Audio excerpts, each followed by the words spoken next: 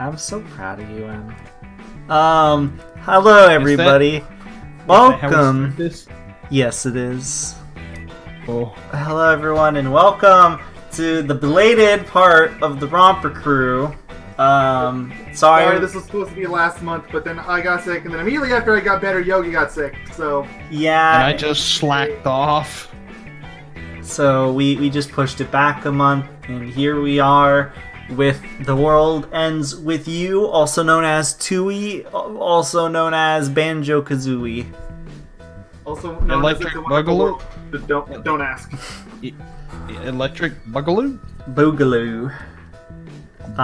Crocky, mate. So, I am your host, Mr. Yogamoanyo, as most people keep insisting on calling me.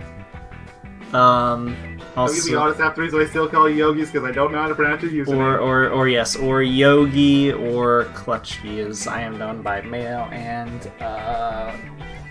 M, respectively. M, introduce yourself. Hi, I'm a ghost. Boo. How are you? Terrified. Are you gonna mess with my water again? Oh wait, no, you don't mess with my water, you mess with his! Yeah, you gonna mess with my water? I don't know, I'll think about it. Mayo, introduce yourself. Hey buddy, Mayo Doctor of a giant jar of swole mayonnaise! Wait, you're Johnny Bravo? Yes! Of course. And this is the Romper Crew. So, like, just so everyone can see the beautiful background in entirety, even though you can you basically not that see hard it all. this time. Yeah, there you all go. Yes. The massive plate of scrambled eggs. Yes. I love it. So this is The World Ends With Me, because I'm ending the world. For shame. Alright, let's get things started. You know that ironically there's a double meaning. Go figure. Of course. Alright, so start off the usual way we start off. Also, I want to say in advance, everyone, I'm sorry if I'm a little up and down with trying to talk and play this game at the same time. There's a lot of like multitasking you got to do. The game is built for multitasking. Yeah. Especially the DS version, so... I might have to turn you down then. Whew, that's loud. Anyhow, you were saying? Just wanted to warn that for everybody ahead of time. All the world needs is me. So, yeah, this is The World Ends With You, and as we usually start out these episodes, let's talk about our history with this game. Does anybody want to go first? I don't get. I think I'm the only person here that's going to have any history, so... Okay, so we'll save you for last. Of course. M, do you want to go? Yeah, sure. The only history I recall having is just seeing this game at Walmart. That's literally it. You just saw the game at Walmart. And I assumed it had something to do with Kingdom Hearts in some way. Ironically, correct now. Thanks, Kingdom Hearts 3. Or Really? Really? Please tell me you're joking. No, the characters are in one of the games. Is it canon? Yeah, It is, yes. the characters is canon, yes. It's canon Kingdom Hearts, does not canon to The World Ends With You. Yeah. Okay.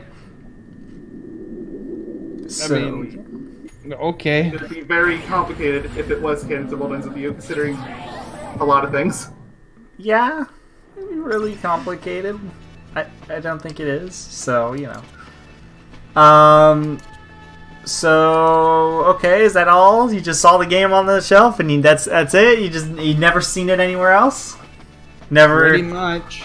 Never got interested anywhere else?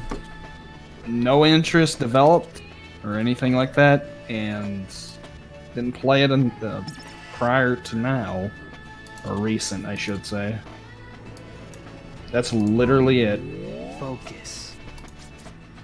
I'm sorry to disappoint. I'm sorry to disappoint you. I'm highly disappointed with you. Nah, I'm joking. So my history, I guess, is there's a little bit more to it, especially because of Kingdom Hearts and stuff like that. So technically I've seen this game in the past, right? Like, I think when I was younger. I don't think I saw, like, an actual box anywhere, but I think I saw stuff on, like, YouTube, I want to say. relating to the game, and I knew about the art style and all that sort of stuff, right? It was definitely a YouTube darling game for a while. Yeah, at least like the characters and stuff like that I knew about. And that's really it until Dream Drop Distance, where I got like a Kingdom Hearts Dream Drop Distance, where I got like a bit more about the characters. That was the introduction for a lot of people. Yeah. Well, yeah. I also know a lot of people. I had a lot of friends that were like, "Ooh, the world has new characters. This is the closest we're gonna get to a sequel." Depressingly still accurate. I mean, unless you want to count A New Day, but we'll get to that. Yeah. Yeah, that's really like it, you know. I that's all I really had to go off the game and the characters and stuff like that. And I've always wanted to play the game, but it was like really daunting to figure out how to get to play the game, because I've heard how some things are bad and some versions are bad, like the iOS version's good or bad, and I don't know how to get it, or the mobile versions rather. And the Switch version came out, and I thought this would finally be my opportunity to play it, but then people said that it's not that good because of how it controls or whatever. So I just never really got the opportunity to play it, even though I wanted to. Speaking of, technically, didn't we all play different versions of the game? Me and M played the DS versions. And you both did DS. I thought. Yeah, the only I told you I did the DS version too. The only issue I had was auditory glitching and all that. That's really it. So did I, but I fixed it. Well, you two did DS and I did Switch then. All right. Yeah, there's a setting you had to do, M. I fixed it. Oh, okay. Okay, I never fixed mine, I guess. Oh god, the audio glitches are annoying. It wasn't so bad. It really wasn't, because this story was actually interesting. Hey, can you wait? Joking. We'll get to it. Yeah. Which, by the way, I guess you're done with your history? Yes. Okay, so my history is, at least at first, is basically identical to Yogi's in that I saw some stuff put on YouTube, and then Kingdom Hearts Dream Drop Distance came out. The difference is, after Dream Drop Distance, this looks so different on DS. It's I actually decided to go and try it. I booted up a DS emulator and tried to play it. Big mistake. The game is not fun to play on DS either at all, at least in my experience. I think I made it around day 5 in that boss for week 1, and I cried. Like, I tried grinding so hard, it didn't matter how much I grinded, I couldn't beat that stupid boss. So I ended up Are we giving up talking and about for the a few first years. one? Are we talking about the first one? I don't remember which boss it is. Like, it's... Technically I don't want to say because story spoilers, but Day 2 has the first real boss with an actual boss meter. I mean, you can always refer to a certain other set of bosses. We can just refer to those as weak bosses. Not weak as in, frail. yeah, not... This game plays by days and It's weeks. day 4. But I confirmed it. It was day 4. Anyway, so I made it that far. Could not beat that boss, no matter how I already tried, and I ended up dropping the game for a few years. Then a few years later, I ended up seeing a Let's Play of it on YouTube. Conveniently, I think it was like 2016, so a year before Final Remix came out. It's like, you know what? This game actually looks really good. Then Final Remix is confirmed. I buy day 1. Still no regrets. And, well, I recommend the game. There's your answer.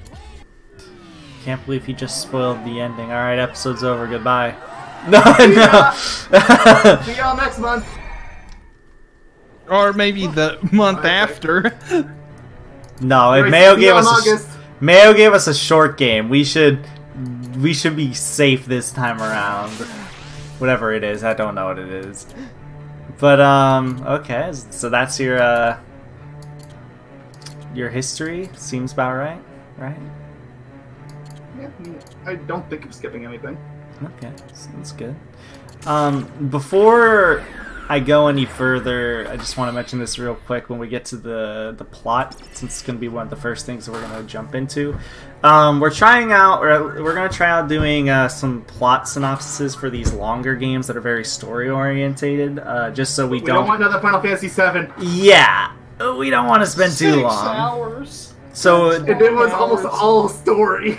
So they're gonna be highly abridged. I'm gonna say highly abridged synopsis, more or less, and then you two can chime in for other things that you feel like are of important note, or something you just feel like jumping into to mention when I get to certain spots. So Okay. I'm just saying that ahead of time, just so everyone knows. We don't have to talk about every single cutscene. I think it's okay if we don't talk about Watch yourself. another cutscene with those two Reapers that I still to this day can't remember the names of. I can't remember offhand either. Holy shit, neither can I. Oh gosh, dang it, now I gotta look it up. Here's the worst part. They're Young memorable, Yuzuki. they're memorable to a degree, but they their are. names are not mentioned that much. Wow, that's actually kind of disappointing. Yeah, pretty much. So anyways, let's go on and start with, let's talk about our first impressions with the game. So I want to start with Mayo, since he's had a bit of a past with the game. So I kind of already explained it. Like, I played it up to day 4. I absolutely hated it because I got stonewalled. There was a massive difficulty spike. I just could not figure out how to get around it. And funny enough, when I played the Switch version, I had no issues on that boss whatsoever. Probably because you don't have touch controls to deal with. No, I which- got motion controls instead. Oh! Yay. Alright. Okay. Sure. Yeah, there's a reason people don't like the Switch version. I think it's overzealous hatred, but it's still kind of justified. I mean, there was a video floating around my feed called "The Best Switch Game That You Shouldn't Get." It's Scarred Wings, right? Yeah, it was floating around for a while. The best Switch game you shouldn't get. Yeah, That It's- is. basically it was like Basically, it's a the good whole game. video is, I really love the DS version, but I can't stand the other versions. Yeah, more or less. Which is a lot of the Toei fan. They love the DS version and refuse to acknowledge anything with the other two, despite the fact they're basically the same game. It's all control related, I All think. differences. Oh, okay. So okay. Would you like to go for our next M for first impressions, or let's say first impressions being the first 3 days? Maybe? Is that enough time, you think? Maybe 4 days? That seems a little too Yeah, much, if anything. Okay. First 2 days then, I guess. So you do get the big bulk of things outside of story stuff there. Yeah. I know the first day's really short, but Kind of rocking that arcade aesthetic in a way.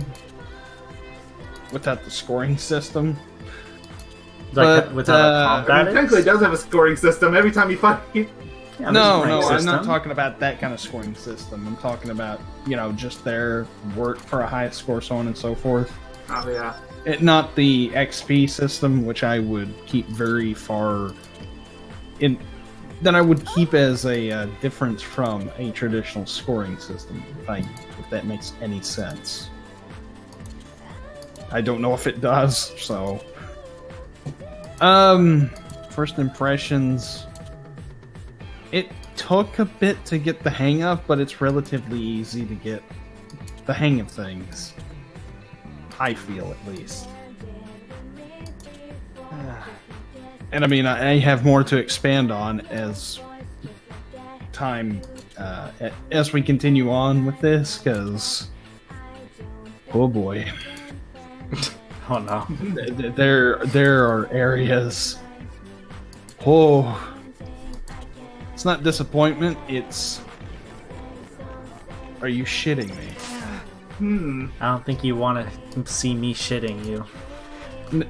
You get what I'm saying. Especially with the toiletry problem that's going on. No, I don't want to see anyone shitting. Anyhow, Oh, no. I think I'm done now. I think I'm done, so Alright, is that everything for your first impressions? pretty much, yeah. Alright, so who's ready for my first impressions? I'm ready. So if we're talking like pretty early on, it's like, wow, I hate Neku really bad right now. Yeah, I think everybody felt that. Fair enough, he is a frustrating little shitbag. This is how I felt. This is basically how I felt story-wise, first impressions. I hate you, Neko. Shiki's precious. Neko. What is going on? Neko! Neku, sorry. Sorry. But yeah, I was like... So every time I hear Neku, I think of an onion, a green onion. Scallions! Why is Every time I hear this? it, I think of nuts because of Ocarina of Time. Oh, yeah, Okay, Deku. Because Deku. But yeah, so what I thought was like, Neku's an asshole, Shiki is precious. What is going on? That was like my. So you've only got a third of the Kingdom Hearts experience instead of the whole thing. Yeah. Considering Casino Mora's I involved mean, in this. Neku's just over here Well, like, he's literally in the game. Well, didn't he just do the Oh. character designs? oh, he's actually in the game? Oh. They don't mention him by name, but he's in Another Day. Oh. Okay. Oh. Oh. But yeah, I thought, especially Neku was bothering me from a first impression standpoint, because the entire idea was he had no clue what was going on, so he figured he was just gonna be an asshole. Yes! Brilliant strategy. Alright guys, this is when the focusing is gonna get way harder for me.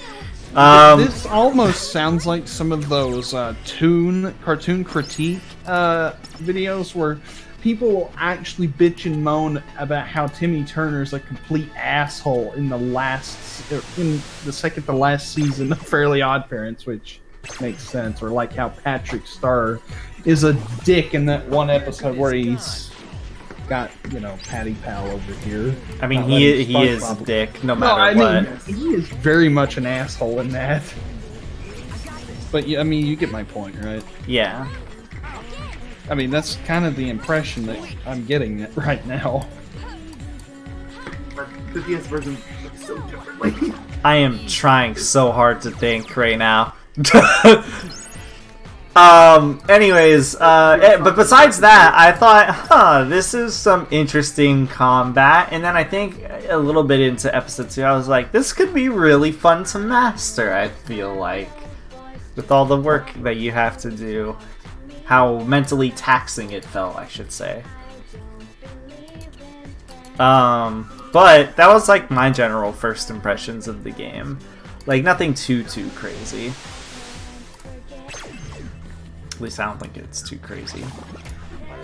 Oh, by the way, just saying, through my entire playthrough, I had the top screen character on autoplay.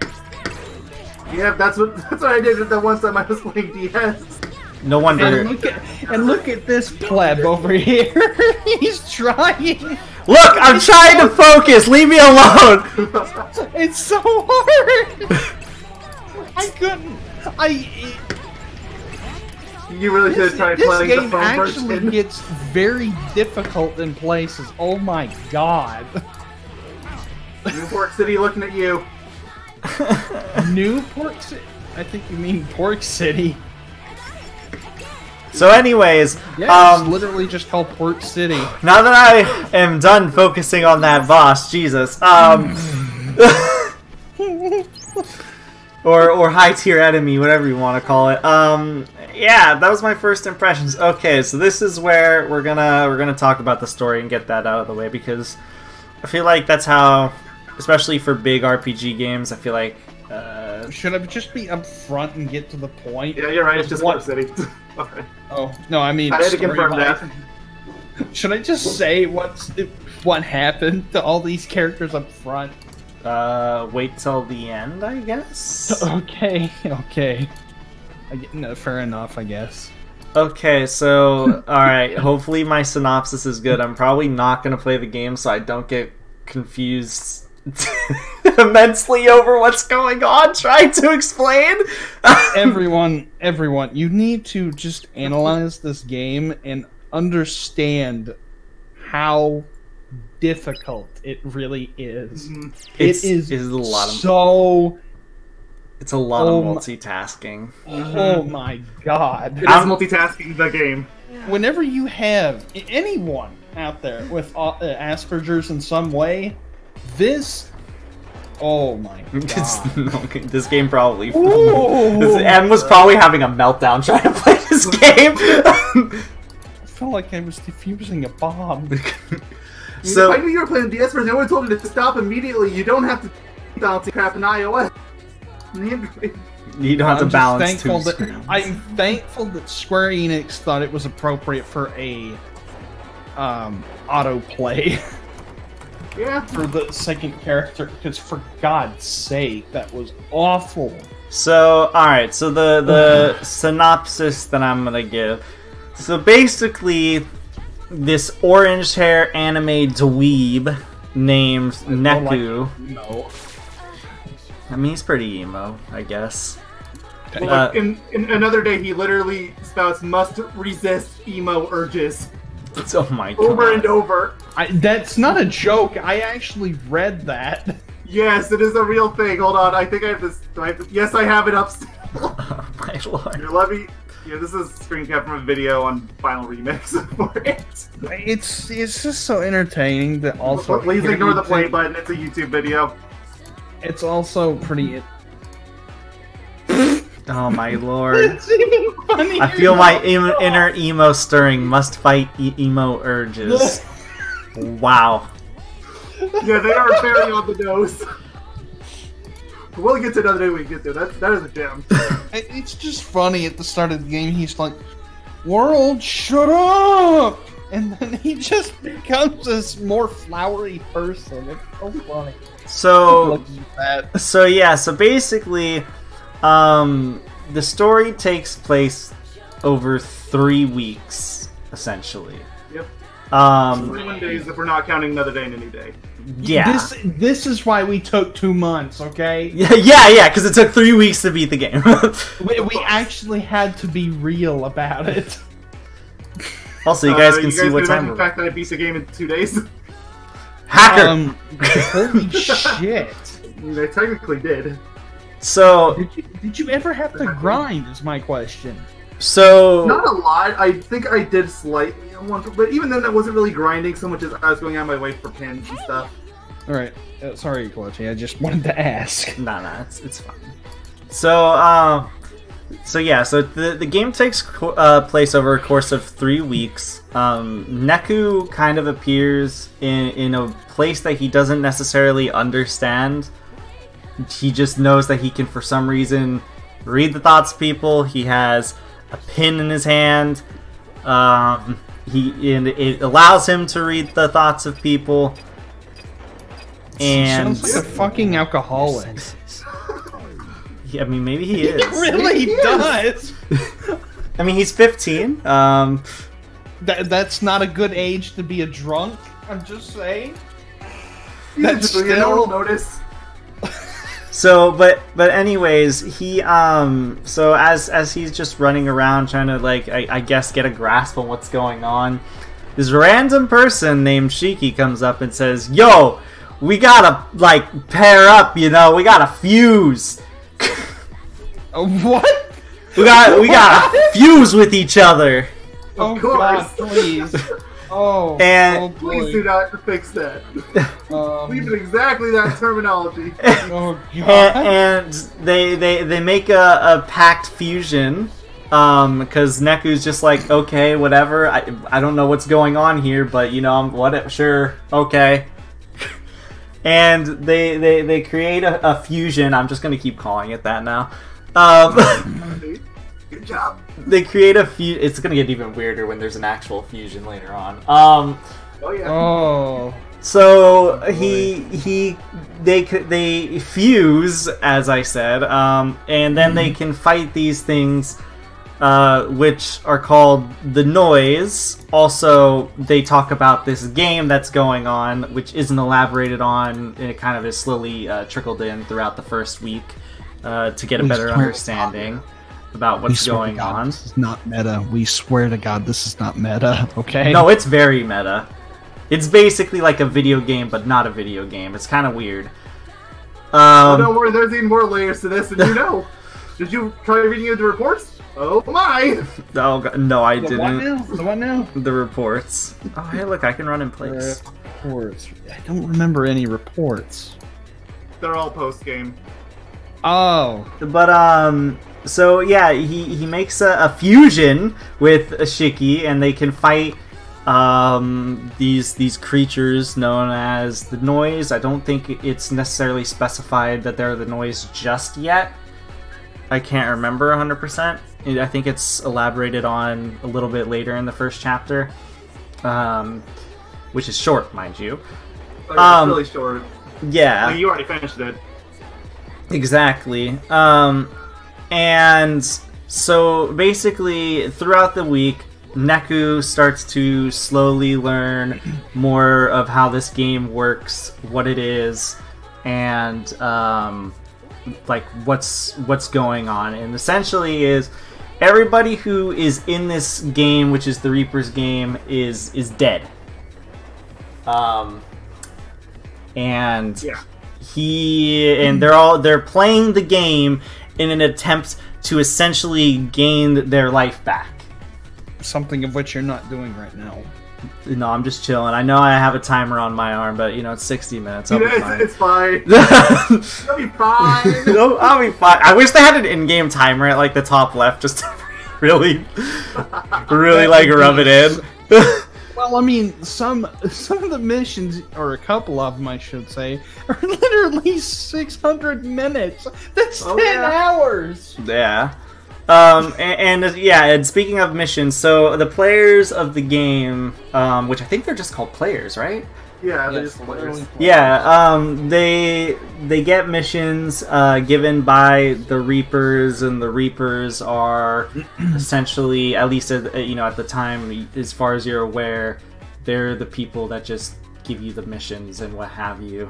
But I think later on in the week, I think like near the way end, if I remember correctly, you're kind of given an idea that the Reapers aren't necessarily the dudes pulling all the plugs. I think you learn about the composer before then, or at least that there's idea. We get the flash. I want to say like day 3 or 4. It's relatively early. Yeah, and essentially the composer But is I guess you could say, the god of the game, essentially. I think you mean, well, nah, actually, I'll keep my mouth shut. Yeah, I know what you're thinking too, and honestly, I get those two mixed up all the time. I have so much of which is which. Yeah, it's a little confusing, but there's the GM and then there's the composer, I think is what you're trying to get at, right? The game master and the composer, which are two different people, as far as I'm aware. Or at least they try to make it seem like they're two different people. No, they're two separate people. Yeah. That's made very obvious at the end of the game. And the GM is the game master. He's the one who's like he's pulling the strings of everything, but the composer's pulling the strings of the GM. So, okay. And yeah, and then throughout the first week, Shiki basically he gets over his emo phase very quickly. Thank Christ. He meets some. It's a trip though. Yeah. Like his first 4 or 5 days. He does meet new people. He meets, Beat and Rhyme. Very great introduction, him being an asshole to them for no reason, because, Yes. it's Neku.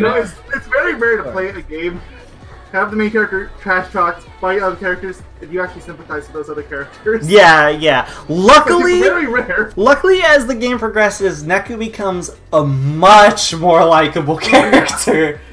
Because if he was... I will not defend early game Neku the slightest. He is awful.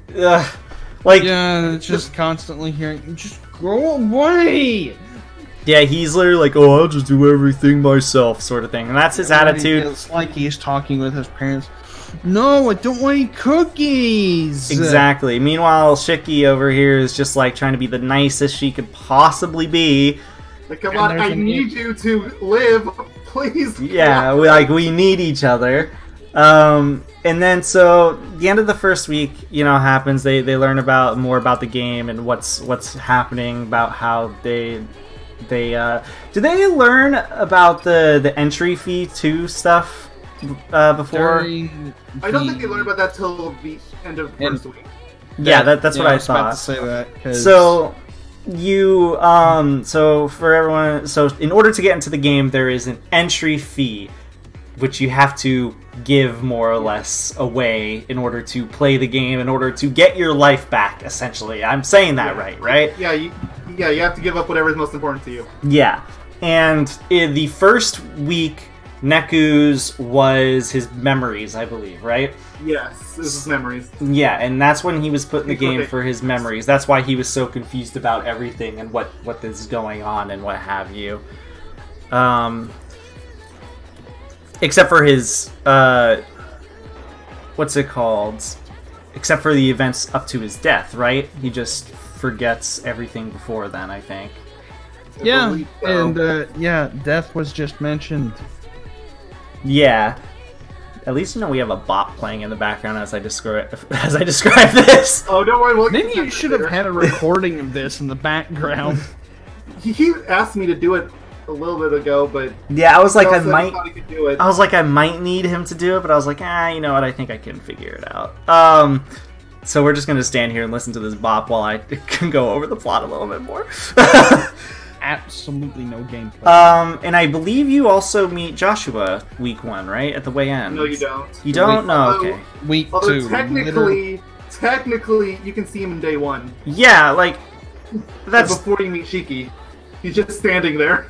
Yeah, like menacingly. That's what I. Okay, that's probably what I'm thinking. He's just standing there, menacingly. He is. He's I guess he was going to be a backup if Shiki never showed up. Mm-hmm.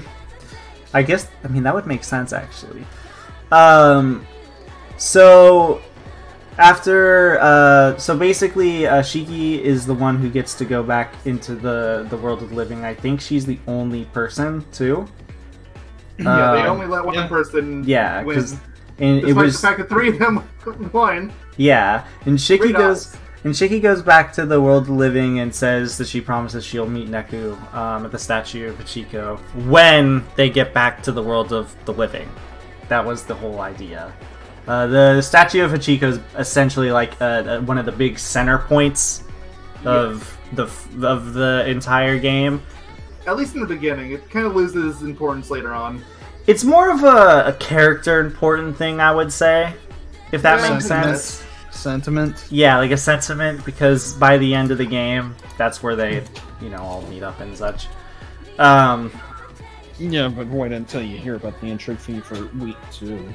Oh, yeah. Boy. That's a slap in the face. Yeah, it's really mean. So, over the course of the days, he's, they're getting their memories, or not memories, they're doing their missions just so they can live, because if they don't do the missions, they're gonna be erased, is essentially the idea. Yeah, which erasure equals death. Yeah, basically, erasure is a different way of saying death, because you erase the noise, and the noise are essentially I think it's like the negative thoughts, right, of people. Yeah, that's the impression I got. Like, you have to erase noise around people for them to calm down. Yeah, exactly. Because basically, the people that you see, if I remember correctly, in the overworlds, they don't see you because they're in the world of the living still, right? Unless you're in a shop with a decal, yes. Yes. They're still in the world of the living, and you're just trying to essentially fix Shibuya is the general gist of the overarching plot. You're trying to you're basically fix it up. Yeah, exactly. So then the week 2 happens, and the greatest thing in the world happens. First, he gets his entry fee back, which was his memories. Yes. Like we said. Congratulations, you got your fee back. Yeah, except for whatever his death was. No, he still doesn't know about that. Yeah, so the most important part is still yeah. And then at this point, Shiki is the person that Neku cares about the most at this point now. Yep, so she is now the most important thing to him, therefore she is now the entry fee. Yep, because she is such a swift backhand across the face. Yep, so he needs to have an entry fee for week 2, and yep, so because of that, we get Shiki back. Kind of. More like she dies. Temporarily. Temporarily, yeah, but we don't get her back in the party, because she's not with us, unfortunately. It's a shame, isn't Hey, it? at least their fate is better than Rhymes. True. And then Beat... Really skipped over, but we'll get to that. Yeah, and then Beat heads over to the Reapers, hoping... at this point, he wants to save Rhyme, which Rhyme is his sister. Yeah, you met them, then Rhyme ends up dying because she had to keep being a dum-dum. Yeah, because Beat doesn't know how to think. So I love you, but you're dumb. Yeah. You know, it's really something else whenever a character admits that they are genuinely stupid. Yeah, he's because at that point, they're actually smart. He's really... I mean, he loves his sister. I'll give him that. He's smart, but he's dumb. Yeah, and he does anything to get his sister back. So he's not stupid in the truest sense of the word. Because he's trying to... Because at this point, the reason why he joins the Reapers because he wants to figure out how he can save, if possible, get Rhyme back. Because Rhyme is technically erased at this point. So, yeah. And slowly throughout the second week, Neku kind of figures out... he remembers small little things about his death. And at this point, you also are with Joshua. He is a part of your party. He is the new person you fuse. He's basically with. the new Shiki. Yeah, you fuse with him. And one little detail that I noticed is when you first mention him, he knows your name. It's kind of foreshadowing if you really pay attention. He actually knows your name before Neku mentions it at all. Did Neku even notice that? Is my question? He No, I don't think he noticed. He completely glossed over it. Yeah. Wow. Okay, I don't remember this. Well, it's such a happened. I noticed it too. It's such a small detail that it's really easy to miss. But I was paying attention to the text that was going on, and he says Neku at least once. I don't know if he says it more than once. And Neku I think it's just one time. I think it's just in the heat of the moment too. Neku wasn't really paying attention. Yeah, it's still freaking out over the fact that Shiki's gone. Yeah, exactly. So yeah, you're with Joshua at this point, and he's your Shiki, yeah, essentially. But he seems like a trustworthy guy, but he seems like he gives off the vibe that he knows a little more than what he leads on, sort of thing. Scheming. Yeah. Yeah, I definitely do not get the trustworthy vibe from him. Yeah, he's not trustworthy, but he's definitely somebody, you can tell he knows something that he's not necessarily mentioning. His personality is very akin to the polite scheming asshole. Yeah. And then at what's it called? After slowly throughout the second week, he learns. I believe he learns that he was. Doesn't he learn that he gets shot? Who killed him? Or he figures out who killed him or who shot at him. At first, he assumes that someone shot him. Yeah, or rather, a specific someone shot him, I should say. And I want to say their name because I know it, but I don't remember if he remembers their name offhand. I think he does because he did face against them. Are you talking about Minamoto or something else? Yeah, Minamoto. Which I'm not going to say that again. He's the Grim Reaper. How about I just say Sho? That's fine. Those works too. That's his first name. So. And that's who that's who he assumes was his killer. And he's a Reaper. I feel poorly calculated and what else was I gonna say? Low IQ insulted. Feels bad, man. And then at the end of the second week, unless there's anything else you guys want to elaborate on during the second week that you feel... there's little details here and there. There's the whole thing of the Grim Reapers figuring out who stole the microphone, but does that really matter for the grand scheme of things? In the grand scheme of things, it doesn't necessarily matter. It's just kind of more fluff to add to the story. More lore, more... There's the whole thing with Kodo going on. Yeah. But more or less, you're just with Joshua, figuring out, slowly learning about what's going on with Neku's past and, how he's gonna, I guess, get back to the world of living, essentially. Kind of like week one, except trying to save Shiki and figuring all that stuff out.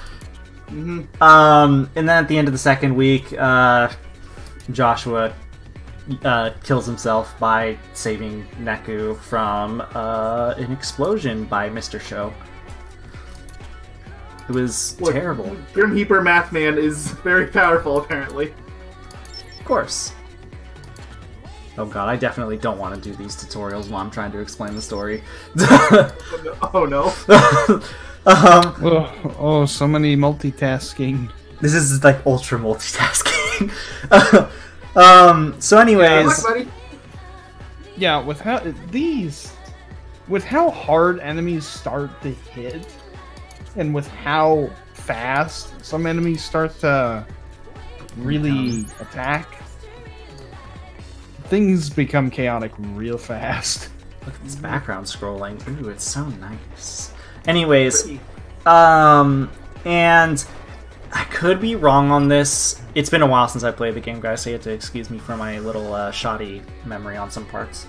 I think they say they were told that Joshua wasn't dead at this point, right? Which... Yeah, there's the whole thing with Mr. H, which we have not even mentioned him, but look, he's an important guy. Just he knows a lot of things. Yeah. It was during the second week. Saved rhyme, sort of. It was during the second week, whenever it was explained that Josh was actually alive. Mm-hmm. Which nullified the second week as a whole, so nobody got saved. Not to mention made Neku extremely mad. Yeah, he hit his emo urges, as you could say. Yeah. I can't believe that's a thing. I could have really made an edgy joke there, but I won't.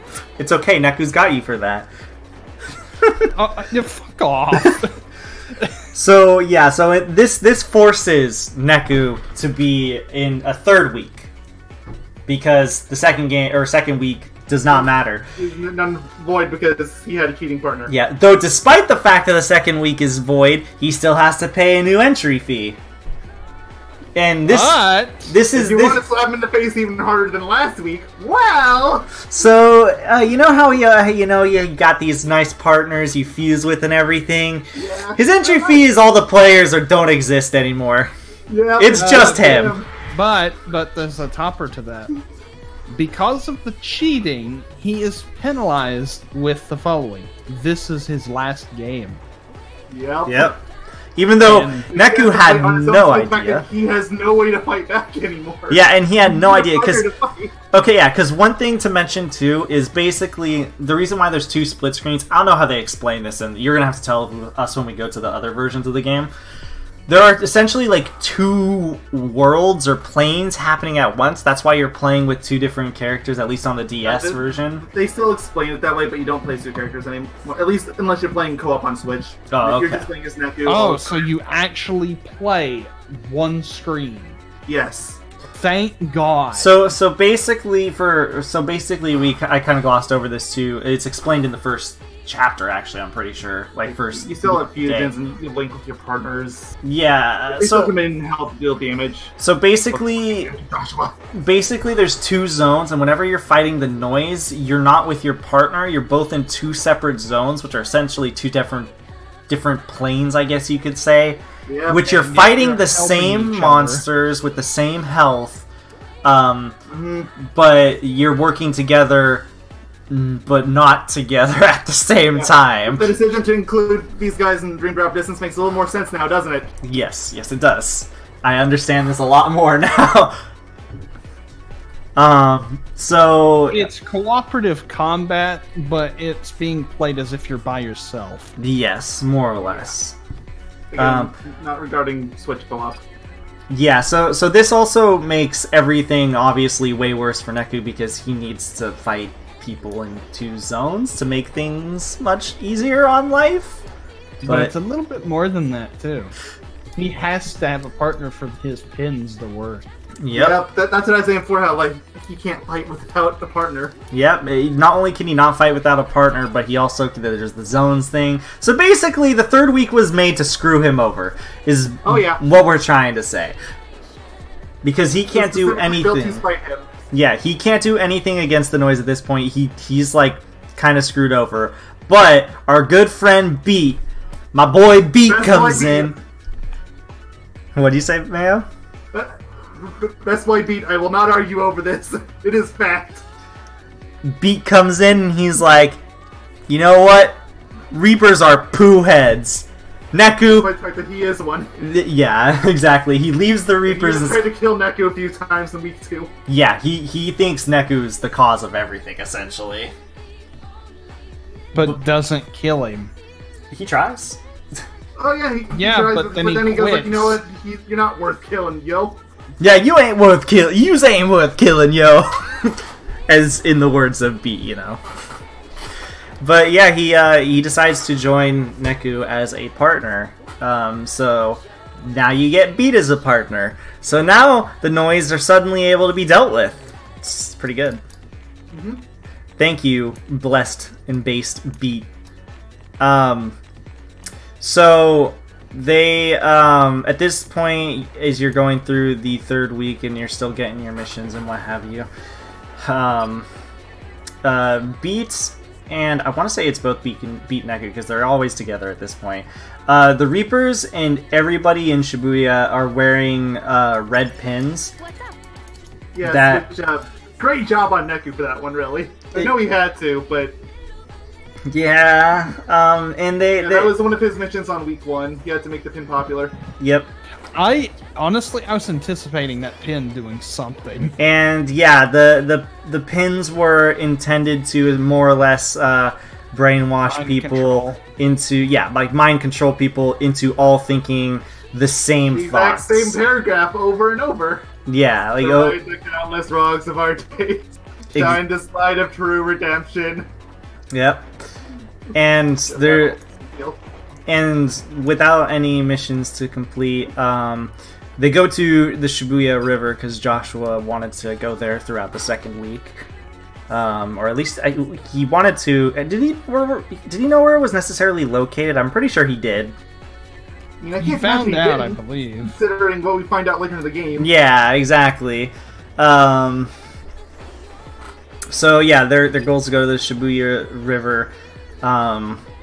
And when they go to the river, they find, I'm just gonna call the Megumi because it's way easier to call him Megumi than Kitaniji. I have a lot of names written down, and I'm just like trying to figure out the best way to say their names. I don't blame you. It's hard. Yeah. Kitanji? I have it on the wiki. It's Kitaniji. Kitaniji? Yeah, I can see Something that. like that. I'm just gonna go with Megumi. It's easier. And he's the game's conductor. You're talking about this guy, right? Yes. Okay. And he is what you presume to be the baddest of bads at this point, because you know Wearing he's, all black, he has shades. and he's the He has game. his own headphones. He's also the game conductor, aka the game master. And Megumi says that he created the red, he made the red pins so he could remake Shibuya, because that's what the composer Quote, wanted unquote, him to do. Save it. The composer essentially made a challenge for him to do that. And if he was to fail, then Shibuya and himself, being Megumi, would be erased and gone forever, since he would then lose the game. So basically, it's a game within a game. It's pretty... Oh yeah. You know that movie Inception, where it's like a thingy within a dream within a dream? Well, now it's... Mr. Neku wishes he had a spinning top at least once in this game. Yeah, probably. Am I in reality or am I dead? But, so... Which is which? What is up or down? How many fingers am I holding up? Exactly. Wait, how am I holding up 6 fingers?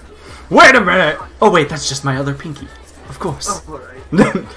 But yeah, so it's a game within a game where the game master is playing a game where he formed a game for the people to do stuff, to force them to do missions so he can get his end of the deal sorted out. Realized. Yeah. And then Joshua comes in and he's like, yo guys, I'm the composer. I'm the big guy. Plot twist. And then when he returns, Neku is like, wait a minute, you shot me. And it's like, Whenever he thought that, considering how many times he read Joshua's mind to figure it out. whenever he originally thought, or didn't originally think, eventually came to the conclusion that the Grim Heaper is the one that shot him.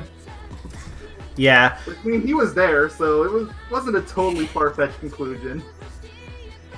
Yeah, so basically, this basically means that Neku was used more or less as like the driving force to make Joshua's plans work, essentially. Yeah, so he was working as Joshua's proxy.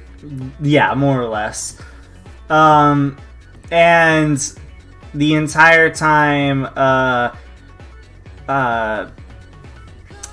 Megumi, I believe, was it Megumi who was trying to usurp the position of being the composer? He wanted to be the composer? That was Grim Heaper. Oh, yeah, Sho. You're right. He was trying to become the composer and kill... That's pretty funny, actually, because here... I mean, it's actually intimidating, honestly, because whenever you see him the last time, wasn't it something like he was crushed by a cart? No, he was crushed by a vending machine. Yeah, he was crushed by his own. Yeah, exactly. And you actually take his hat, which, my god, the stats on it. So good. No wonder he was so high in strength. He's the Reaper, you know?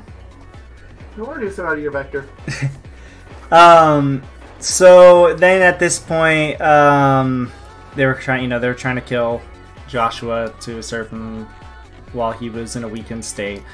And then it didn't work out, and then, Neku beats up Megumi.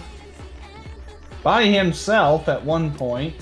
Yes. With the power of light. Yeah, they use the fusions against you. Yeah. Thank God we're still calling them fusions. I think that's what they're actually called, though. Are they at this point? They are. Oh, you're right. Yeah, they are. Look, I confused myself by calling the Paxed fusions. Fair enough. And yeah, by using quality gameplay. Where's the quality gameplay? So the quality gameplay will start after I'm done, which we're at the end here. Megumi fails, which he's not supposed to, otherwise he'll get erased and all that sort of stuff. And then Joshua, being the big asshole jerkwad bitch face he is like, alright, Neku, I give you one last challenge. You kill me with that gun, and the fate of Shibuya is all yours, or you don't. And Neku is like, I don't know, man. I don't know. Yeah, I want to trust you, but I can't trust you. He only breaks down later. He does. No, he breaks down right there and then after the fact. Yeah, he doesn't kill Joshua, and Joshua's like, okay, I kill you again, pal. But then hang on. There was also an entry fee for that. Okay, maybe I'm remembering wrong. Which Was there? no one, from my understanding, nobody knows what that entry fee was. It was never specified. Was there? Unless it was. No, Unless it's it's in the never report or something. specified. Oh. And it just occurred to me, theoretically at least, it could have been his emotional attachment to Joshua is what the entry fee was, in some way. Maybe. Well, there was no fourth week, though. I know. The whole entry fee stuff was created by Megumi to get everybody. No, anyway, since he gets it back immediately anyway. Yeah. Well, yeah, but So still, what ends up happening is they after he's shot, Neku is back in the scrambling crossing, just like the beginning of the game. And he's just like, what? Why? Yeah. Then he breaks down. Yeah, no kidding. But he is alive. Yes. And He's no longer in the UG. He's in the RG. yes. And the UG is the underground, for everyone who doesn't know. Yes, and RG is the real ground, or the real world. Mm-hmm. And then the credits at that point show, but it shows everybody kind of has a happy ending. Beat, Rhyme, Shiki, everyone's back. They all meet at... don't they all meet at the statue? Yes. Yeah. And then the ending is slightly modified from there, depending on what version of the game you play. Of course. But I do know that, Neku's like, you know what? These 3 weeks have made me a new man. I love you guys. To be fair, the changes aren't actually that major. Just like, I know the phone version added a scene with Joshua and his god form and Mr. H watching them. I don't like Joshua's god form. It's gross. It is. It's like he just got, a plastic bag. But I mean, is that just me? Looks like he just covered himself in a giant plastic bag. Kind of. I guess I can kind of see. But yeah, he more or less he's like, I hate Joshua, fuck that guy, but for some reason I can trust do you him. understand now why you understand now why I have been saying for so long that I have a completely rational fear of the name Joshua because of this game? Yeah. But the long story short is clearly Joshua saved Shibuya because Joshua wanted to destroy it. So Mayo, that's kind of ironic considering someone here is named that. That's why he said that. I told him that. Oh boy. And that is more or less the story in a shorter synopsis in general of it. Is there any other things you guys would like? Over everything. There was the side stories with Makoto. We barely touched on Mr. H, but that's the important parts. Yeah, those were the most important parts for the overarching plot, which I wanted to go over. Because there is quite a bit to this story in general. If we wanted to go all in, we would have another Final Fantasy VII video. Exactly, but that's the most... If you really want an hour-long discussion talking about cats... Yeah, we never mentioned that character. Well, that's why I said if you guys want to mention anything else, now is the time to talk about it. Cat's a graffiti artist that may or may not have hypnosis built into murals. At least if the reports are anything to go on. Sorry, I'm trying to focus on the game now. You guys want to just help me out here? I don't have a whole lot else talking because I think your synopsis was fine. Yeah, thank God. I was actually really worried that my synopsis was going to be trash. What was it now? What was it now? Your synopsis? Yeah. Oh, your summary. Right. Summary. Synopsis. Summary. Yes. I thought it was going to be trash, so thank God. I trust... If Mayo says it was fine, then I can live with that. I mean, that was a hell of an abridging. Oh yeah, for sure. That's what I'm saying, but there's so much other stuff in the game, but none of it's super important. Like, we don't really need to talk about Cat. We don't need to talk about 777, or... I guess I kind of alluded to that, the whole microphone scene, but... Yeah, but we were just kind of mentioning that as a... Yeah, he's a minor character anyway. I just wanted to give the... Minor major. Yeah, I just wanted to give the synopsis of the main story and how things really are. In the grand scheme of things that are super important to the overarching plot of the game as a whole. Because, yes, there is a lot to the game. There is quite a lot. There's 3 weeks to go through, so... Yep. What you're getting is why we took so long. Yeah, it's because, realism. Of course. So, now I'm going to get a drink of water. That's a lot of explaining I had to do. Get out of my head, because I literally just took a swig. So, yeah, how did you guys overall feel about the story and all that sort of stuff? There was a couple points, especially in week 2, I kind of felt it dragged, but for the most part, I think it's pretty good. Yeah, I think week 2 could have been shortened out because you kind of get the gist of what's going on pretty early. And it's by far the longest week, too. Yeah, and you kind of understand, like, halfway through you know, what's going on and all that sort of stuff, and you can kind of be like, okay, let's like continue. again, the microphone thing, the whole 10-pin slammer nonsense. Which we didn't even mention, which again isn't important to the overarching plot. It's just more to add to the world and you know what's happening. Trust me, it's very important for another day. But don't get us wrong.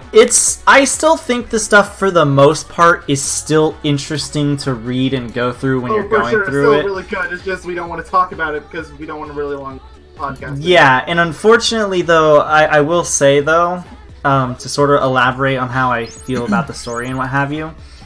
I do feel like while I do like that sort of filler stuff, that is like why Chapter 2 drags really hard, is because a lot of it's just dumped there. Because the first and there's no purpose to any of it either. Like it's just Joshua gets his son feel like, hey, let's go do this thing. Next, like, no, I want to do the actual mission. Joshua's like, that'll be fine. Let's go all the way to the other side of the city and do this instead. Next, like, okay, fine, Mom. Yeah, which is, you know, more reason to get suspicion on that man. Also, here's Rhyme and Beat. Rhyme is a great person, and Beat is a big dumb idiot, but he is also a great person. And yet he's also one of my favorite characters in fiction, don't at me. Oh man, remember, he had to hold Neku's hand pretty much in quite a few parts of Week 3, so... Oh, dude, it's kind of surprising the big goober didn't die beforehand. If Beat wasn't, I mean, he was hearing on the edge of death so many times in this game. Seriously, my God, man. But you know, Beat was the one getting beat. Beat he's a good man. I like Beat.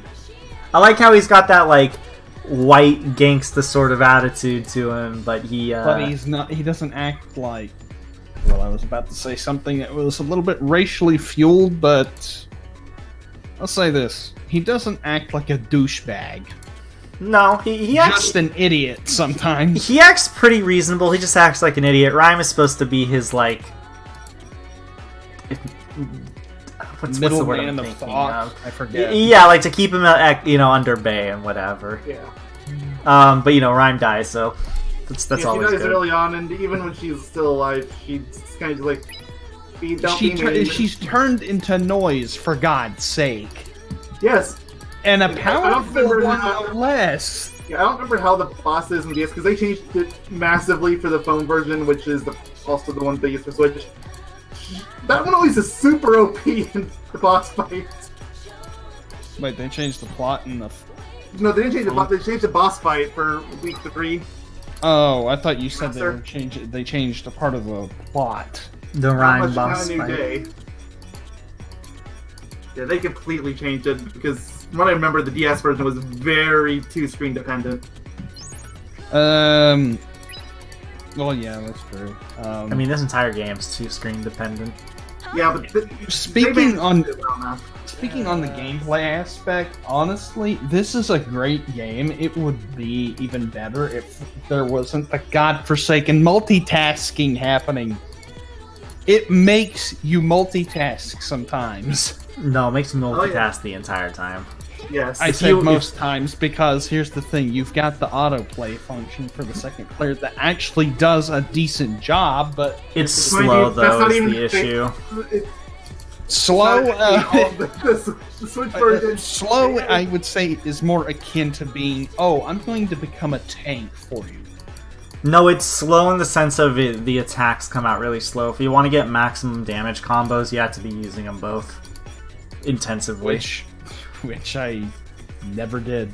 Honestly, I never did either because... You guys cut each other off. Sorry, Mayo, I completely done that for a good bit. What were you trying to say? I was just going to explain a little bit how the Switch works. By extension, the phone version, because they're basically the same, just Switch version is motion controlled instead, at least in dock form. So, basically what they do is, you're playing as Neku all the time, but you have to do specific commands in order to have your partner come out and help you. So Shiki, you have to tap the enemy. Shiki is easy to understand. Joshua you drag down, then Beat you just touch and drag. I really like Beat in Switch because he's by far the easiest. Like, I was already dragging anyway because of the flame pin, which never left my deck. I never use the flame bit after I had to get some upgraded pins. And then I started using the slash and spamming the hell out of it. Oh, I had slash too. But slash is what I used when I didn't have flame. Let's see here, what else? Because some of these pins, my god, they're terrible with controls. Yeah. Well, you I also mean, oh my god, they're bad. you're also using you're using a mouse as opposed to. That is Yes, true. but even if you were using a stylus, it would still be a problem. The electricity is really hard on mouse, but I could see it be really good on stylus. Well, here's the Electricity thing. is really bad on Switch. Well, here's Even the with thing. touch controls. There are pins that you actually have to draw circles with. You can use your microphone. Yeah, the microphone bit. I'm glad it was an only one-time thing requirement, because that was frustrating. Because They didn't have a feature like that for me. Lucker. Yay! wow, okay. I had to draw the circles. the circles. Oh my god, the circles aren't the issue. It's just whenever you want Neku to actually, listen to you and you draw a circle. In some instances, it's like, no, actually, I want to run to that point. Let me run there. And I mean, here you are going, no, I want you to draw a circle! Okay, now And then thankfully you that's get the something that is living a non-issue for Switch. And then you get the living hell beat out of you. Watch yourself. I mean, you absolutely get obliterated. I kind of At figured that times. would be an issue for you guys, unfortunately. That's something that's only a non-issue on Switch. A Neku's movement, I wish, was D-pad dependent. I really do. I'm fine with it not being D-pad dependent. I am too, especially since it's clearly meant to be a showcase. Yeah. But, God, oh. I did want to move on though to after the story, even though we're talking a bit about gameplay. That was actually going to be one of the last things we're going to talk about. Can we talk about the graphics? Because this game has a unique graphics style, which I actually like quite a lot. It looks really good. There are It took no me a little bit complaints. to readjust to the HD sprites, so once I did, I think I prefer them. So, yeah, it's really good. Yeah, I saw the HD sprites because I wanted to take a look on how everything looks. Like the HDR, HD sprites, they look so good. They're so crisp, they're so clean. Yeah, you could say it's simple and clean. I'm sorry. Ah. I have no complaints with the graphics.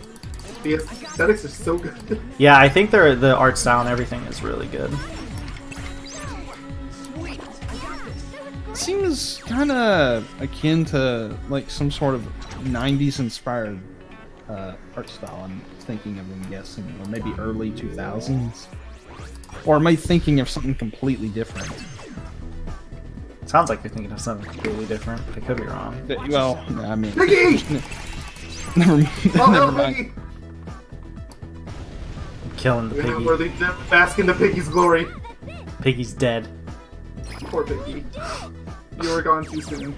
He's just casually walking down the street as you just burn him. Dude, Pig was just minding his own business. And you haven't adjusted your level scale at all. Well, we'll talk about the gameplay a little bit afterwards. I want to talk a bit about the graphics still first. Oh, by all means, I mean, continue. what else do you want to talk about? Well, They're really good. Yeah, I think they're just really good overall. They're really pretty looking in general. I think the HD benefited it a lot more, I would say, but I still think it looks really good on the DS. Honestly, with the look of it, now that I really think about it, it has a mobile phone look to it. Mobile phone, Mobile before phone mobile game. phone. I wasn't feeling it. I mean, like it should on a mobile phone. I guess I could Makes kind sense of. for the phone version. And I mean, like a 2008, maybe 2005 cell phone. I could not see this game working very well on. Well, I Mobile mean, phone you at that understand what time. I'm getting at, right? Yeah, I know what you mean. I'm not saying that it would work. Kind of looks like it. Although that's kind of just PS sprites in general.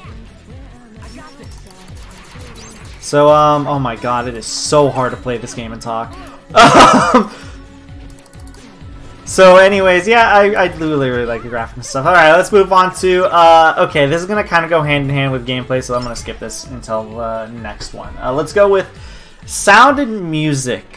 The soundtrack's a bop and a half.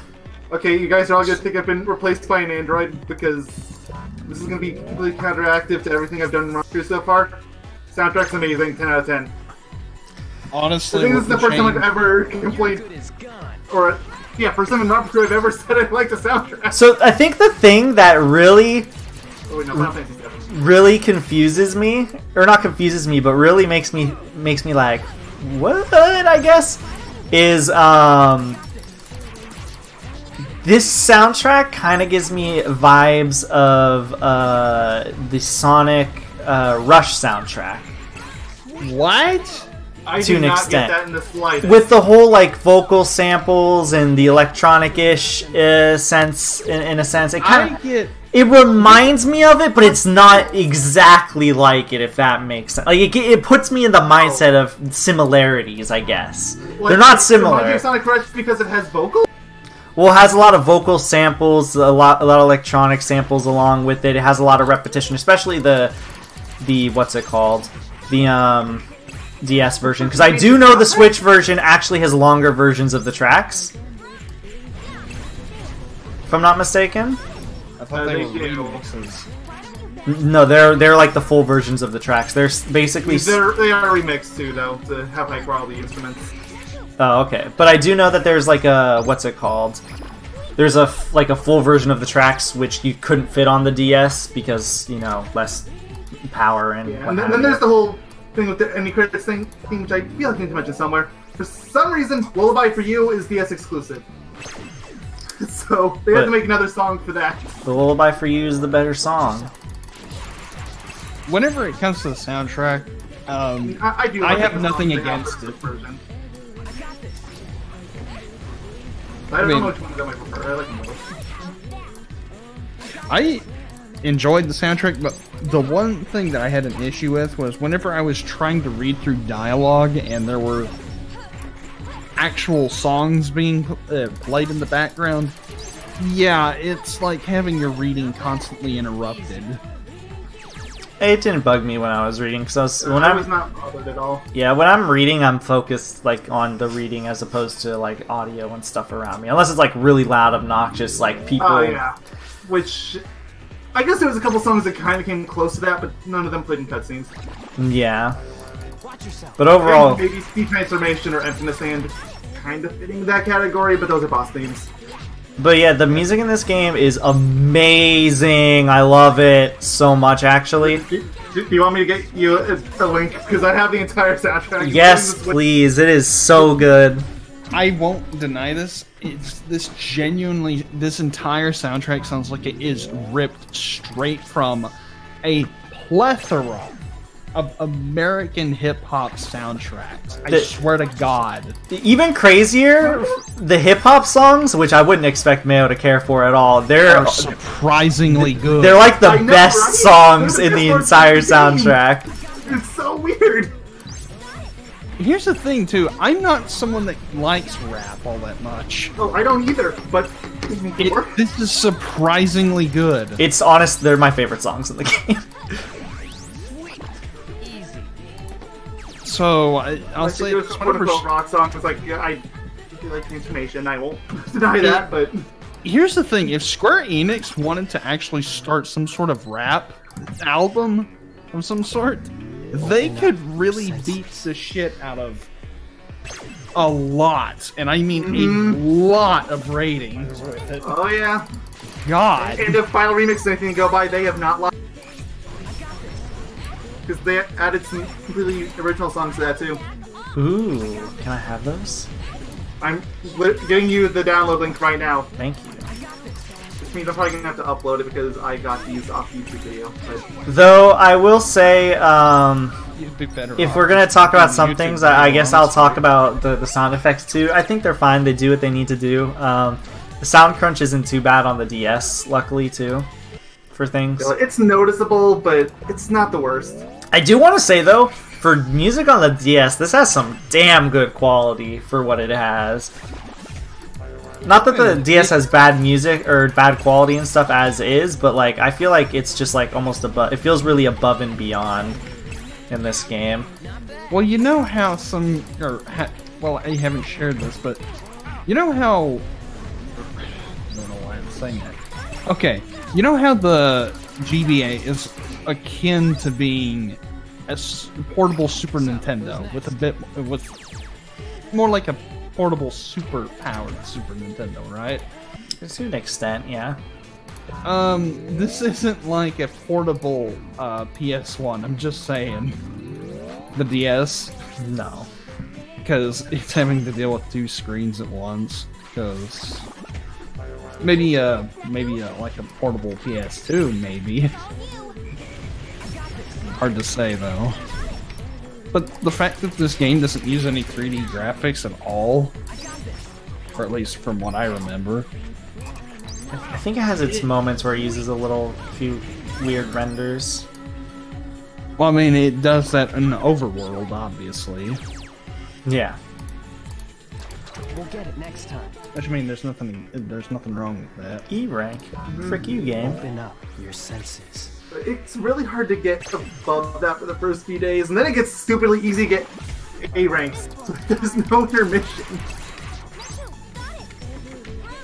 And then there are areas that you actually struggle with. That didn't really happen to me until a new day where, oh my goodness, difficulty spike. I clicked outside of the game on accident! Ah! Why is this game so hard? Don't you ever just wonder why video games are gonna be so hard? This could be much easier for me to commentate on if I would just like just let it autoplay, but look, I like to multitask.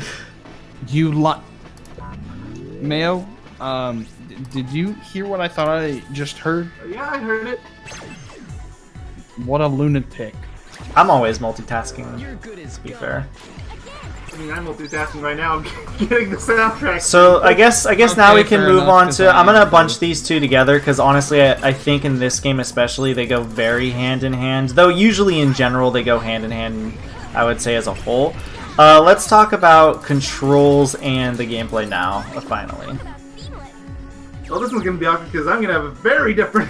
So I guess what you guys do. I guess me and M should talk about our experience, especially because we emulated the game, which I definitely do want I to. did play the DS version on emulator for a few days, and I know that's probably part of the reason I didn't like the DS version as much. But okay, I just figured I'd watch an LP of it, and it works for me. Hey man, if it works, it works. You know what I mean? And I did end up playing the Switch version in the end, so hey, I legally own the game. I'm one of the few apparently because it sold barely anything following Mix. Wow, really? Which sucks. Especially in Japan. Japan only got like 10,000 copies, I think, not even. Ouch! Wasn't this Yeah. game really popular in Japan too? The DS version was, but the Switch version did not sell at all. Ugh. Maybe it was the controls. Maybe, but then again, it sold a lot better in US and Europe. Surprisingly. Speaking of controls, though, so there's something I feel like It was still great. this might sound very weird. I have a feeling this is gonna sound very weird. I actually think this is one of the best games to use the whole gimmick with the DS dual screen thing. I know it's a lot of multitasking, and I know some people aren't gonna be down for that. But me personally, I'm all for it, and I think that this is one of the better games to use the DS gimmicks in terms of the DS version of this game. Like, I like what they did with the dual screen thing. I feel like they actually innovated with the dual screen, which a lot of DS games didn't. Same with like Wii games; they all fell under the let's just use this because it's a gimmick sort of thing. I feel like this The gimmick and Simon System is sold well, so here you go. Yeah, something like that. But I do think this game is probably does it the best. Like, to me personally, did it the best way, in my opinion. Like, I feel They definitely did it a unique way. yeah, they did it in a unique way, which is really interesting. And I definitely do think it is easier to control the more you play it. Some things can get a little hard, like when you're, when you have to use your microphone real quick, especially on the DS, because I know you have to put your face up to the microphone. And drawing out some shapes sometimes now again, or touching specific enemies can get a little cumbersome. I can understand how that feels, especially on a real DS, because I've played some games that are really heavy on the whole dual screen thing. But overall, Sorry, gonna have to be right back. That's fine. Fine. But overall, I do think we'll just ask for his opinion when he's back for his DS control stuff. But I do think overall it is really one of the better games that actually uses the whole DS's gimmick. At least much better than a lot of other companies did. And I like that. And again, I do like the whole multitasking. I don't know why. There's a thing about... there's something I think satisfying about learning all the commands, like in the cards and the stuff for Shiki. And then translating it into doing really good in battles. Cards. I'm trying to remember what her fusion is. I can't remember. I know Joshua has cards, and I know Beat has cards. So presumably Shiki does, but... She does have a few. I can't remember what they are offhand, especially because I'm trying to play. Like, just Joshua, you do the 1, 2, 3 numbers, and with Beats is where you're matching up poker, basically. Yep. I think that's how the game describes it too, so I'm allowed to say it's poker. I mean, this game is rated T. They say hell and cuss a lot, actually. Oh yeah, they do. So... Not to mention it's a game about death. Yeah. A very weird game about death. It's like a mindfuck, but also not a mindfuck. It's a mindfuck, but in a more understandable sense. Yeah. Yeah. I think the plot handles the whole mindfuckiness of it actually pretty well. Oh yeah. I guess in that sense the filler actually kind of does its job. Yeah, yeah. If you figure out more, since week 2 is easily the most confusing week. At least for me it was. It's confusing in my opinion just because of how weird the whole like Joshua thing is. And, yeah, Joshua adds so many wrinkles to it. Yeah, but then in Shiki adds almost none until like, day 6. I guess the thing that really she starts having her manic depression. Yeah, that's true. But I think the thing is that bugs me, or not bugs me. Well, I guess yeah, bugs me about the filler afterwards though is like episode 3 just kind of resolves everything that you may have had previous questions for outside of the filler sort of stuff. Yeah. Like, I feel like... Mr. H just does everything. There you go, the end. Yeah, more or less. So I guess, can you talk about the controls for the Wii version? The Switch version, because So the Switch version is literally... Well, I don't want to say literally. It's not identical to the phone version, but they use that as the basis. Okay. So a lot of what I say applies to that, too. So, what we have to do is... Still touch screen, or rather we have to hit a button. I think it's... Hold on, let me grab my Joy-Con. It is R or L. You can use either Joy-Con. I used the right one because I'm right-handed. Fair enough. Yeah, you just use that. However, in the Switch version, they did add some control options for you. So, for example, if you're not in a fight, you can use the analog stick to run around. Oh, But you can't use it to navigate menus. I'm not really sure why. let me guess, you'd use the touch controls for that. Yep, and it's super awkward with motion controls. Of course it is. Oh, but they did add it, funny enough, in another area too, which was the minigame for Timpan Slammer. So you don't have to use motion controls there. Thank goodness! That would have been awful!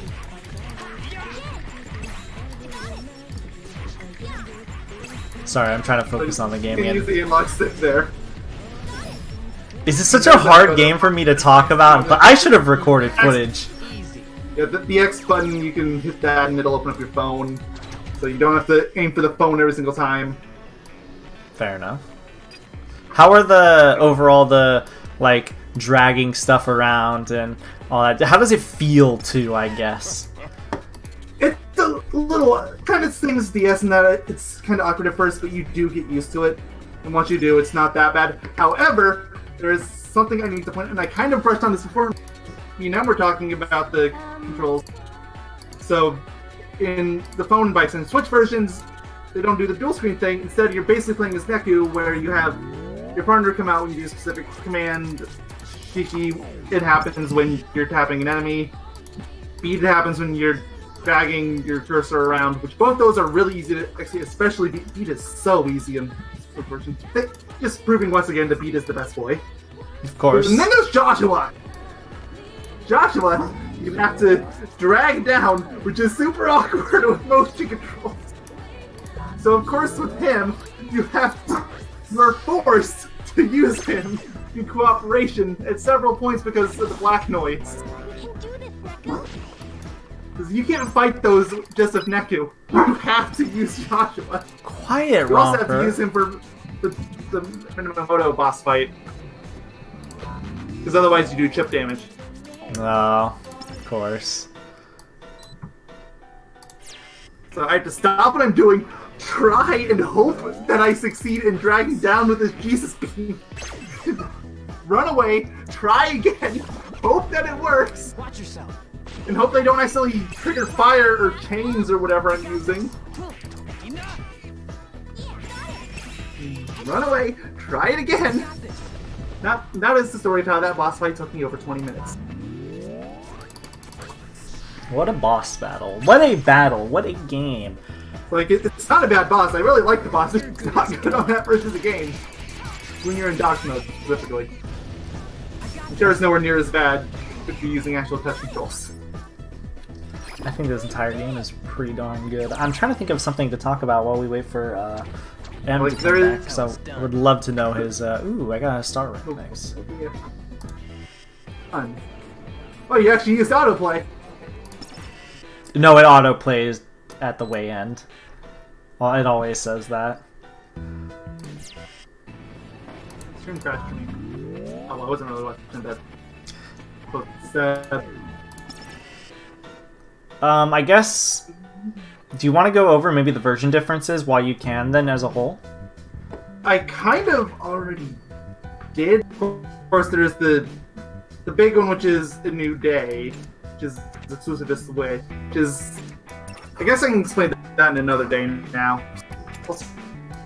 Or that's available for everybody. Once you beat the main game, it will be immediately added to your chapter select. Play another day, and another no canon that they made where absolutely upset. It is the game is fully aware of that. The funniest writing in the whole plot or none.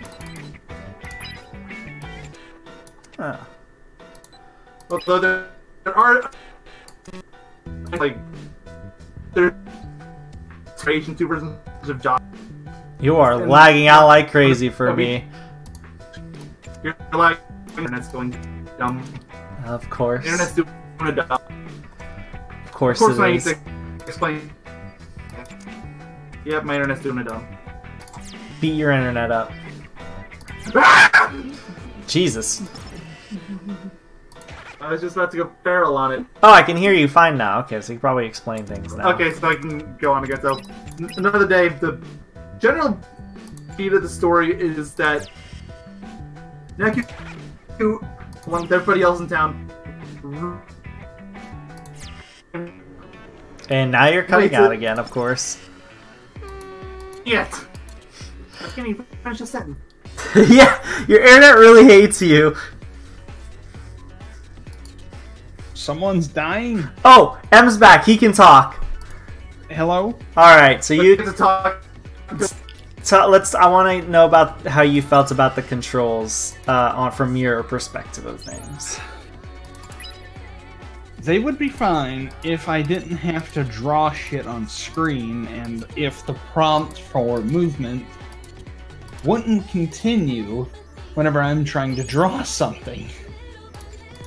That's really my only issue. The movement's fine for the most part. Keep going. I mean, that's really all I My have to internet's still say. cracked. Oh, of course, his internet's still crapping out. It's probably gonna keep grabbing. Oh, boy. Yeah, that's all I have to say. That's all I can really think of. I think one of the main issues I had is controlling Neku is really rough. Sometimes because you have to be on him, and there's a lot of swiping you have to do. And I don't know. It can get a little rough. Let's not forget, Thankfully, that is one thing that is not a problem for the Switch version. Slash through Neko. Neko. Oh my god. It's contagious. Neku. Slash through Neku. Shush. Slash through Neku to fire a projectile. That was a bit of an irritating one. I mean, generally when I had weird control things like that, I would just use pins that I was more comfortable using. At least I can understand Mayo now. It's getting better. Which is good. Thankfully. Yeah. So should I go back to explaining another day now? Yes. Okay, so I'm just going to start over because I didn't get that far and case my crap out. So another day is an alternate canon, which has... There's a couple of new versions of Mr. H and Joshua, but they also have the originals, so the pseudos, everything else, their own unique thing. You're back on week 1 of Shiki, and everybody desperately wants to play 10-Pin Slammer. Oh boy. Yes, everyone is obsessed, including Neku. It is absolutely hilarious. It just screams Pokemon, Yu-Gi-Oh! Oh, it is Digimon, what else? It is Beyblade so hard. And here's the funny part. You have the generic, stereotypical character running around. Oh yeah, the little I like how Square, I really do like how they made a riff on that. I really do. I'm gonna be the best! Of course they do. I forget how you... gnarly, dude! I forget how you rub this statue! You have to go into the other room and read the guy by the other statue's mind. Oh, don't worry, I got stuck here too. I did too! Don't worry. It's been so long since I've been to this part.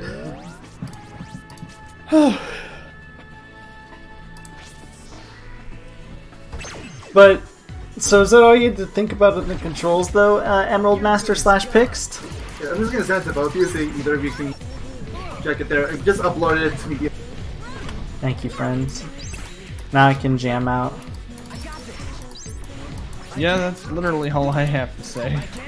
Okay, I guess the only thing I can think of, unless you have more version differences... I'm nowhere near that much better. Ooh, I'm ready for this.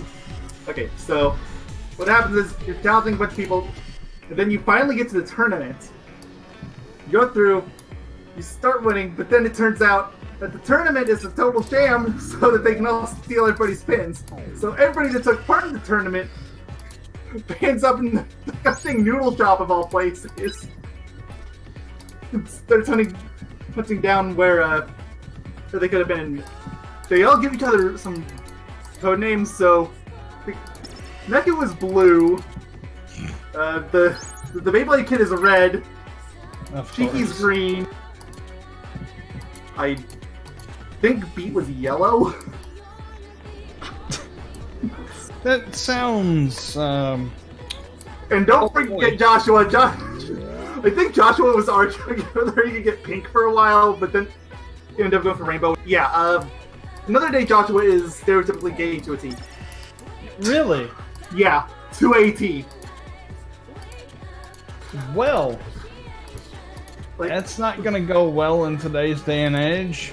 yeah. Even though it was made for today's day and age. Interesting. I mean, Yeah, it's kind of the thing that happens when you try to make things timely, they age faster. Just like a Twilight Princess. yeah, now I'm curious. When was this game made? It came out 2008. Yeah, 2008. 2007, actually. Oh, I thought it was 2008. It's probably 2007 for Japan. Maybe. Probably. Sounds about right. Right, so unfortunately, the description I gave, that's kind of where I stopped playing for my current playthrough, so my memory's kind of hazy. I do know there's a bit where you start hunting down Prince, which we did not talk about Prince at all either. And there's this whole thing between Shiki and Now, or whatever her name is, how they're in warring fan factions of Prince, and they will go out of their way to try to sabotage you so that you lose to Prince. Which is especially funny because Shiki's your partner. I think I already mentioned that. Yes, you did. You have to lose. But of course. Yes, and unfortunately, I do not remember anything at that. I did not have time to finish it. I wanted to go back so many times, and it just did not happen. I do know it's one of the chapters you can kind of pick up and play anytime, though. Mr. H is hanging out in Is it even canon? Forest City again. It's semi-canon. Like, the other appearances of Mr. H and Joshua are canon, which is why it's canon. Like, so that Mr. H is canon, but one that's in that world isn't. Likewise, the Joshua is traveling with you isn't canon, but there's our Joshua, which is hanging out over where you fight him in week 3, day 7, and he'll just have you do a boss rush. And that part's completely canon. And don't forget the whole part where you meet with Tetsuya Nomura. Yeah, that's fun. So I was He's just hanging out in Dead God's pad. So I was actually wrong, too, by the way, about him. He was the producer of this game. It was now. Right. Nomura. He probably was involved with the art, too. No, he's a character design. I mean, the title screen literally says character designs by Tetsuya Nomura and somebody else.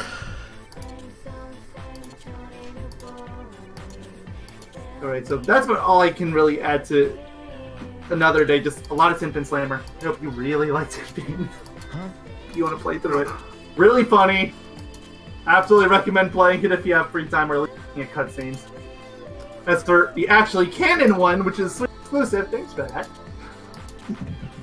A New Day is something that takes place after the events of the main campaign. So Neku and Beat get sent back into the UG again. Which, first off, thank you for making it Beat. Like, I already explained how Beat is by far the easiest of the three of them to use, that version. But I cannot imagine having to go through all that crap with Joshua. Considering the massive difficulty spike. Like, I think the recommended level goes from, like, level 25 to level 70. It is nuts. What the what? Yeah. It is a massive spike. Repeat that? Well, it is really good. It's also a massive difference. The levels. Yeah. How much of a difference? Like 50 levels, give or take. Oh my god. Okay, first off, I should probably actually explain how you can get there, because it's not unlocked immediately after the campaign, like Another Day is. What you have to do is, you have to, on the 7th day of every week, so 3 in total, you have to hunt down the specifically marked Reapers. One of them is completely in your way, the other 2 are way off in the middle of nowhere in the city. So you have to go off the beaten path and find them, and go through some absurdly difficult battle where you are given a debuff, or in one case 2 debuffs. Then you have to win against them, and then you unlock a new day, which, mind you, those debuffs stay for all of a new day. They're randomized for every fight. If you're really unlucky, you can have 4 debuffs on a fight. So you can have your health regularly decreasing, the enemies can be stronger, you get knocked around. I don't remember what the other debuff is. Like, it's not fun when you get all the debuffs. What? Needless to say, that's why you need your health so high. Because of the health loss. Wow. Interesting. What the? Yes, so, you know, as I was saying before, Neck and Beat show up in UG again. They get called in by unknown circumstances. There's a Reaper named Coco who's following you around. She's not even in the original. In a word, obnoxious. She is the one part of the game I absolutely cannot stand. It is... Basically, it feels like someone trying to write for a tween girl, but not entirely understanding how. Are we talking about the one character that's dressed in a pink hoodie or something? Yes. Yeah, I remember somebody saying somewhere that she is literally a meta Mary Sue. Yes, that is basically it. Oh my lord. She is super obnoxious. Like, lol JK is half her comment. Oh God, please. So yeah, I really don't like her. It's a shame because the rest of A New Day is actually pretty good. What ends up happening is you're given a single mission. You have to get out of Shibuya. The problem is, it's not the Shibuya, you know, it's Shibuya Expert Mode. What does this mean? It means the entire city is scrambled. You know, the one really nice thing about Shibuya, if you went left from Scramble Crossing, you would always show up in that room with the statue. Now, who knows where you turn up? You might end up in Nudegawa streets. What kind of? They turned it into a terramorphing labyrinth? Basically. Oh, God, please.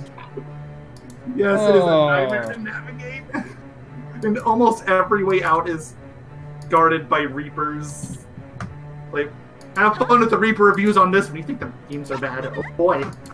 They are. I needed a guide for this crap. Because they are so obscure. So, you get through all those, and you finally make your way to Mr. H's place, and it's kind of bizarre because the Mr. H may or may not actually be Mr. H. Like, it's not like another day where there's two of them. No, there's just one. It's like, it looks like someone trying to impersonate him, but it also kind of seems like that he's actually breaking his way through as well to the expert game. Sounds like a personality disorder. What Yeah, kind of. God's name is this nonsensical switch nonsense you're telling me about? I mean, I'm not explaining it the best, admittedly, but yeah, basically, they don't really get anything on Mr. H, so they decided to go try to track down Joshua instead. Makes sense. Only one problem. When you finally find him, he's not the composer anymore, conductor, which I always get the two mixed up. He's just a random weak kid. You need a composer. It would be Yeah. the conductor. I think is just the GM. Yeah. All right. So, what ends up happening after that? I think at that point is when Coco comes clean and says, "Yeah, no, lol, JK, I was actually the one manipulating everything." So then you have to end up fighting her in a boss fight, which is really difficult, unsurprisingly, considering the difficulty spike. And then you may or may not get out of the expert game. Like, I think what happens is that Beat gets out, but Neku doesn't because he ends up getting killed again. Of course. Yeah. Yes, of course, of course. This is canon, by the way, isn't it? Yes, it is. That's what I was thinking. Oh my lord. It's actually canon. Oh, Yes, and then no. like there's not a whole lot after that. Like there's the scene of our Joshua's talking about how they don't really need Neku anymore, so they don't really care, despite the fact that Shinjuku gets freaking nuked. It's gone. This a city that doesn't exist anymore. It kind of seems like it should be your problem, but no. Okay. See y'all next time. And they allude to the fact that Neku will need a new partner next time, which is probably going to be the girl that he keeps... Because Neku keeps getting these weird visions of this girl walking around with Shiki's cat. It's clearly not Shiki. Looks nothing like her. Is it Doesn't look real like Harry Shiki or is No, it... it's clearly not either of them. Is it the real Shiki or the other Shiki? Let's see if I can find a picture of her, because it's clearly not either of them. Because remember how Shiki in the base game is actually not Shiki, Yeah, I know. but her best friend? Oh, Which is such her a- name is Hype-chan. Of That's course. so... I mean, that's clearly not a real name. Yeah, no, that's what I'm talking about. It's clearly not her. Oh boy, this... What? Why does this foreshadow nowadays? That's weird. And I guess they have an surprisingly idea for spot the on. They just don't have the green light to go it yet. And considering how finally mixed sold, I wouldn't hold my breath on it to happen.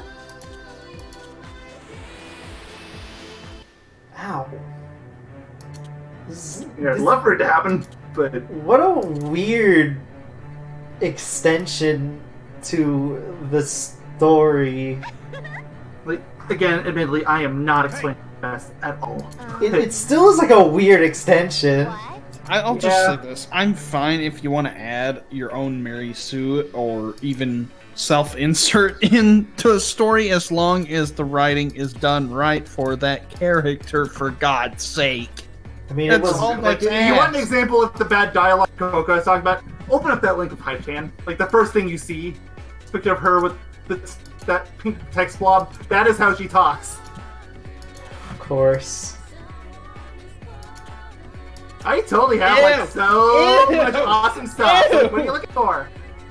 Oh God, please. Yeah, imagine that for a couple hours. No. I'd rather not. I would rather not have to deal with dialogue like that. Oh my God. That's terrible. That's not good. That's basically it for the version, at least the major version differences. I know there's a few side quests added to the Switch version. Switch version got the higher quality music. And, although you can still use the original music if you want to, they did include it. It has the high quality music in the full versions, I assume, right? / remixes.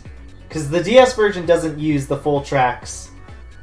Yeah, it kind of doesn't like the. From what I understand, the phone version adds a lot of music, but it doesn't add all of them. But it only adds. It goes from like say 20 music tracks to like 55. And then the Switch version doubles that.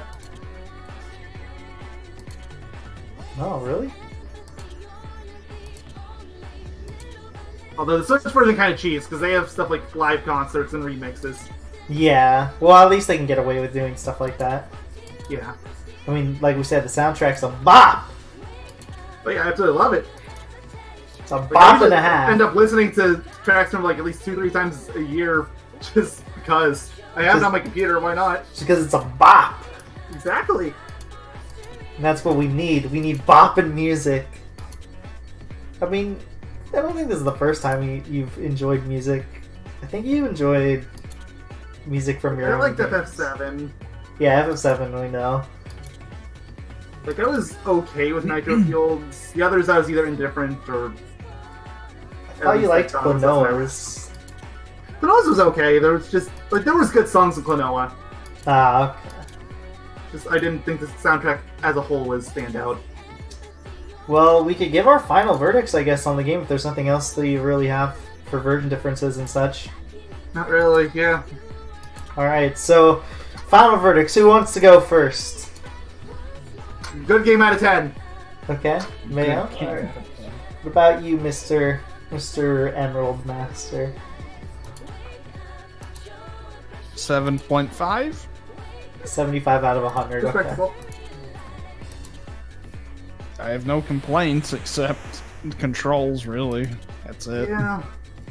Which I can see, and I can even see the struggle on like an actual DS too. So. Oh yeah, like, I think most versions have some kind of struggle with controls. Like on the Switch version, I don't mind the motion controls, but I will be the first to admit I have this strange, forceful compulsion to avoid picking the game up again after the fact, which probably means something. So I would I get the impression that you also do a reflex kick as if someone hits you in the knee with one of those, test hammers that. Yes, how'd you know? Where it's someone were to have the game in your DS and the game's on, and you just go ah, and they kick the DS out of the window, so to speak. I love the game. Don't get me wrong. I just don't. Or like make it. like John Tron and No. play Bad Touch, Stranger Danger. Which, yes, Yogi, this is another one of those games for me. I love the game, but I don't want to play it anymore. I'll just be kind of Let's Plays for this one. For me, I would give this game an 8 out of 10 personally. I feel like the filler can be kind of meh, and the controls are good for the most part, but when they aren't good, it really hits. But the story, some of it you can get around just by using pins, but yeah, but the story, I think overall the story, the graphics, and the music, and the unique gameplay, I think overall though, I think it all makes up for the little issues that I personally have of it.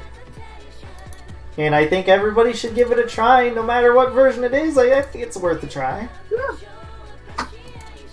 So, yeah, that's what I think. And that's going to be the end of this episode. Now, what's our next game, Mayo?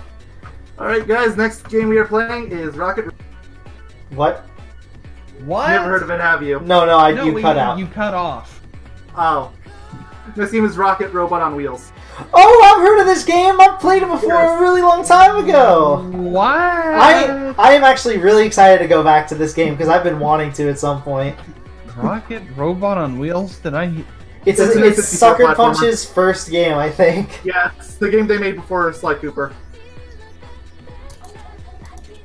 So, Okay. okay, I'm actually really excited about this one because I played this like 10 years ago. It's been so long.